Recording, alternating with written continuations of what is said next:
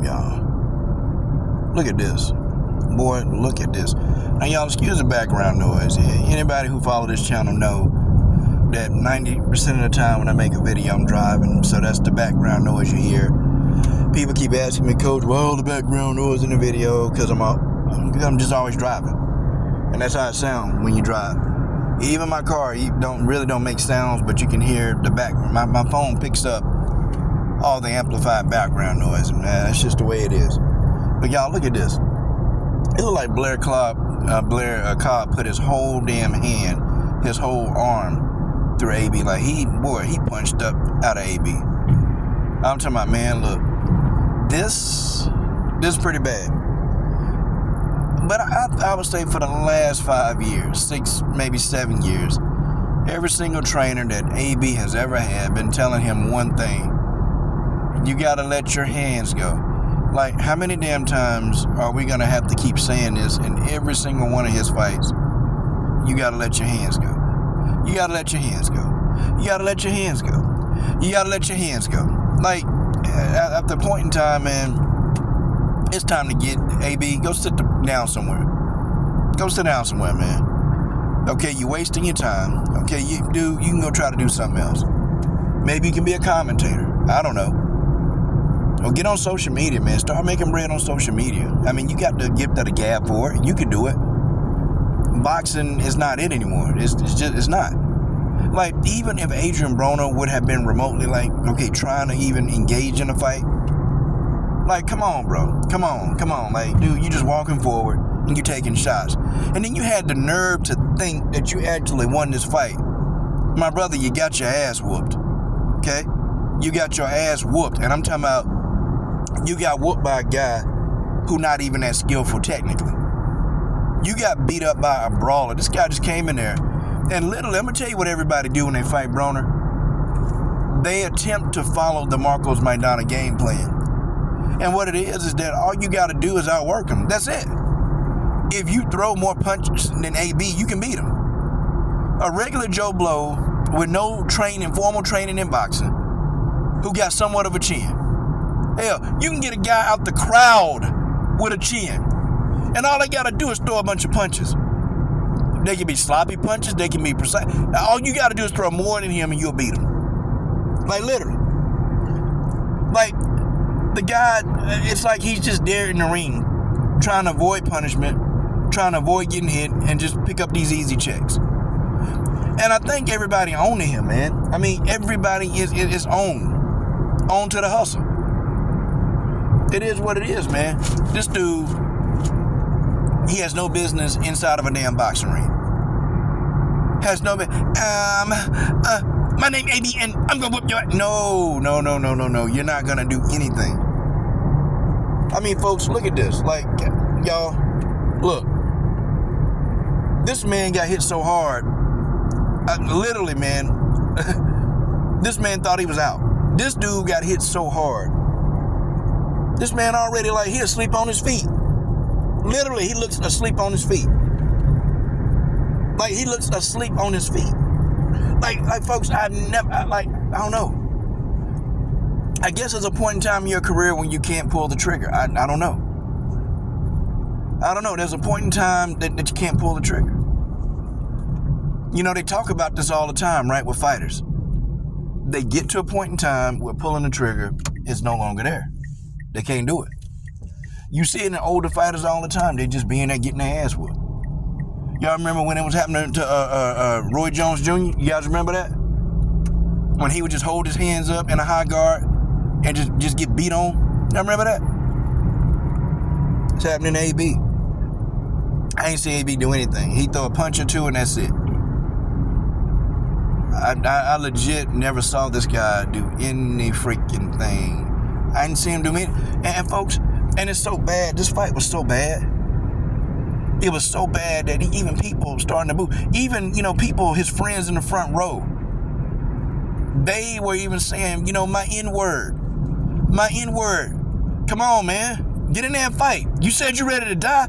Like his homie on the front row.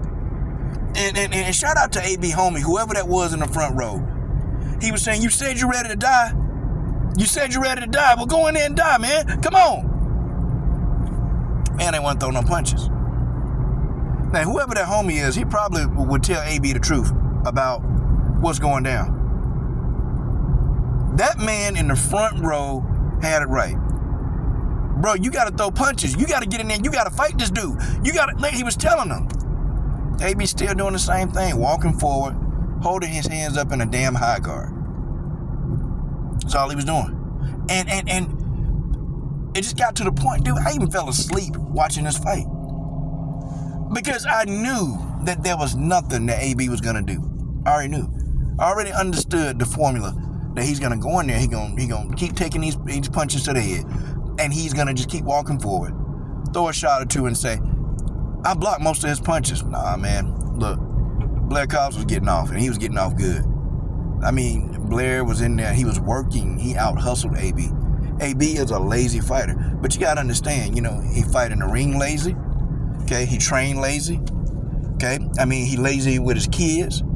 He lazy about taking care of his kids. The guy is just lazy. Pure lazy.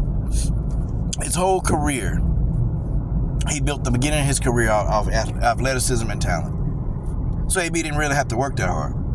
He really didn't have to do these things in order to be great. He didn't have to do them. Because God gave AB a natural talent.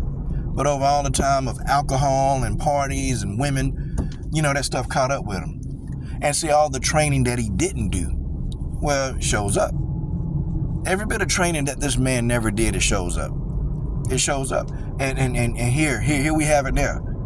People have been telling AB since 2012, dude, you got to get your act together. You got to really take this boxing seriously. You got to take it seriously. Like, you got to live, sleep, and eat boxing. Like, if this is what you're going to do with your life. People been telling him this for years, man. For years, over 10 years, man. People been telling Adrien Broner the exact same thing. And for over 10 years, Adrien Broner has done the exact same thing. The opposite of what great men in the sport been trying to tell him. Okay? It's been a lot of decent fighters that's been trying to mentor and talk to this young man. Well, he and a young man and talk to this guy about what he needs to do in order to be the best. They've been trying to talk to him. But guess what? Adrien Broner don't listen. Adrien Broner don't listen. Okay? There's nothing that he's going to be able to do. He don't listen. The guy don't listen. Adrien Broner is a guy that wants shortcuts. He's a guy that all he want to do is take a shortcut in order to get to the main purpose. That's Adrien Broner. That sums him up. He's always been lazy. Okay, he's always been very lazy. Okay, he's too busy running around on social media, trying to figure out what everybody else doing. Too busy trying to make friends and go to everybody's party and trying to do this and do this and do this. But this guy never really sold out. Never sold out to the sport. And he can't help it. Adrien Broner can't help it. He legit can't help it. He's addicted to fame. He's addicted to the limelight. He's addicted to just being seen. See, Adrien Broner wanted all the perks that come with boxing, right? He wanted all like the limelight, the fan appreciation. He wanted that. He wanted people to love him. The man wanted all of that in boxing. Instead of actually being that boxer and just put his hat and stood on the business that he was supposed to go take care of. If AB would have done that, he'd have had the fame.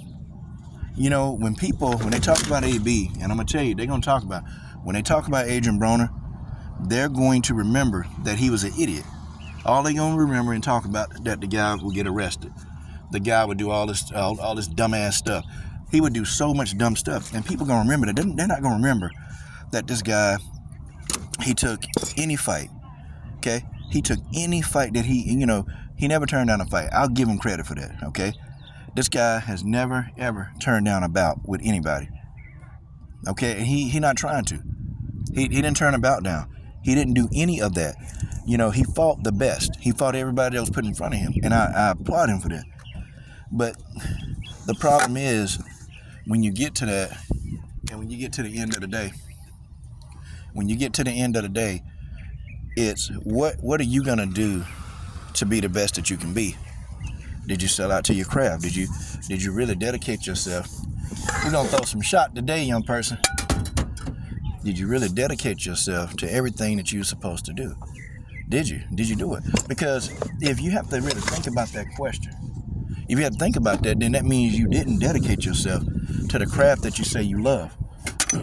Adrien Broner never dedicated himself to the craft that he so-called loved.